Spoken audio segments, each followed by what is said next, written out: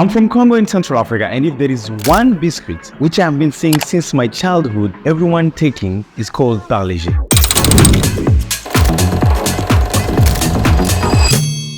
When there was a Swiss company called Nestle which was taking over the food industry in Africa, and they've been doing this for so many years, an Indian company came and did the same. They literally feed millions of people in Africa. That is Parle-G. How did an Indian company from Mumbai win over a multinational Swiss company for the market of Africa? Parle-G came with these biscuits, which is like a food for babies or for adults, and with that one package, they could feed people in West Africa. For example, in Ghana, in Nigeria, they give more than 160 million packages per year. In East Africa, the example of a country like Kenya only, they feed more than 60 million per year. In South Africa, they feed more than 30 million per year. This is just example of few countries, but as I said again, for me, since I grew up, if there is only one biscuit which I've been saying it's never changed and it's always on top of the market, in my country, also in Congo, it's called Parle-G. There are so many others which came and sometimes they show up, sometimes they disappear, but Parle-G have been there since the earliest that I can remember that I've been taking biscuits in my country. I know Parle-G has been there. How have they been doing it?